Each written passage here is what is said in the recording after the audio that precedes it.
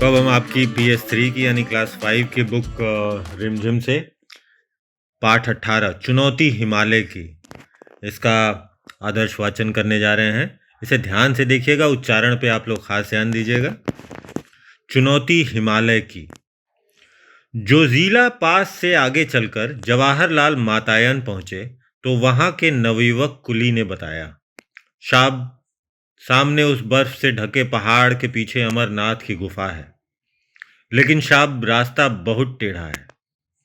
किशन ने कुली की बात काटी, बहुत चढ़ाई है और शाप दूर भी है। कितनी दूर? जवाहरलाल ने पूछा। 8 मील शाप, कुली ने जल्दी से उत्तर दिया। बस, तब तो जरूर चलेंगे। जवाहरलाल ने अपने चचेरे भाई की ओर प्रश्न सूचक दृष्टि डाली।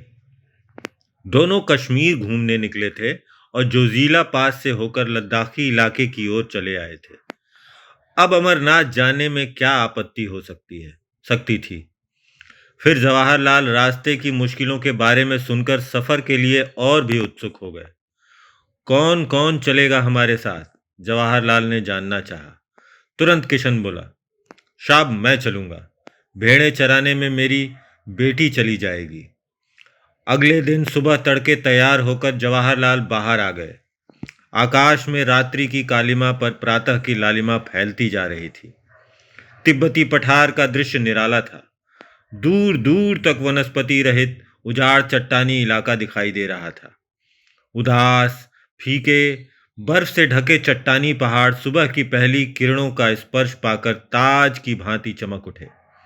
दूर से छोटे छोटे ग्लेशियर ऐसे लगते मानो स्वागत करने के लिए पास सरकते आ रहे हों।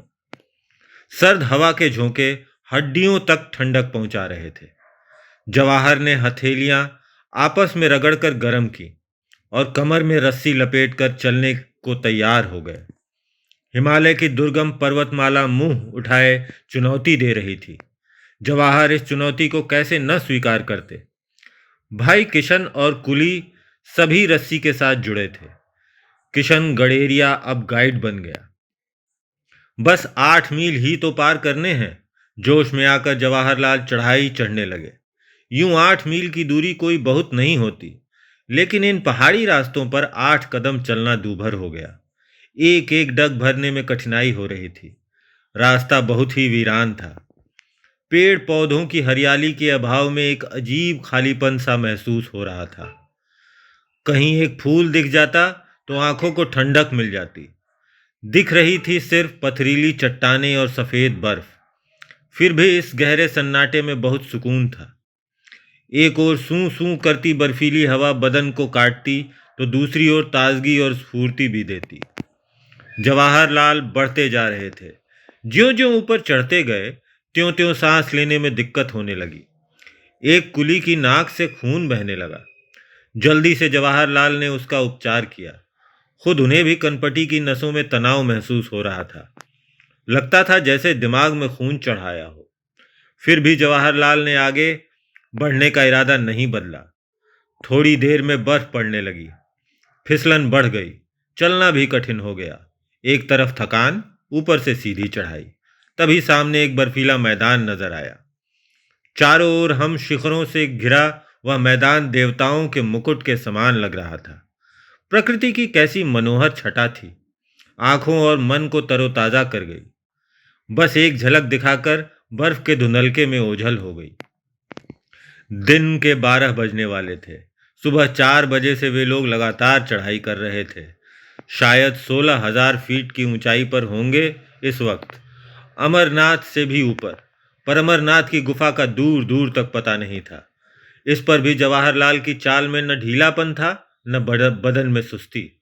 हिमालय ने चुनौती जो दी थी, निर्गम पथ पार करने का उत्साह उन्हें आगे खींच रहा था। शाब लौट चलिए, वापस कैंप में पहुंचते पहुंचते दिन ढल जाएगा, एक कुली ने कहा। लेकिन अभी तो अमरनाथ पहुंचे नहीं। जवाहरलाल को लौटने का विचार पसंद नहीं आया।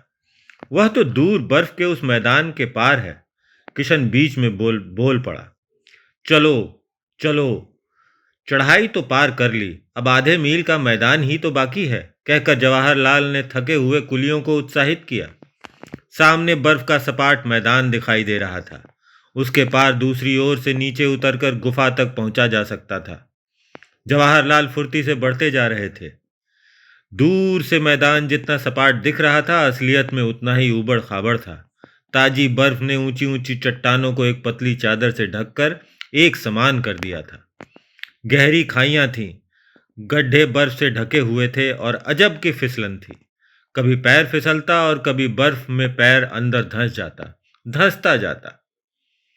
बहुत नाप नाप कर कदम रखने पड़ रहे थे। ये तो चढ़ाई से भी मुश्किल था, पर जवाहरलाल को मजा आ रहा था। तभी जवाहरलाल ने देखा, सामने एक गहरी खाई मुंह फाड़े निगलने के लिए तैयार थी।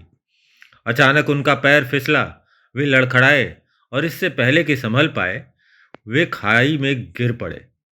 साहब गिर गए, किशन चीखा। जवाहर! भाई की पुकार वादियों की शांति भंग कर गई। वे खाई की ओर तेजी से बढ़े। रस्सी से बंधे जवाहरलाल हवा में लटक रहे थे। उफ, कैसा झटका लगा! दोनों तरफ चट्टाने ही चट्टाने, नीचे गहरी खाई।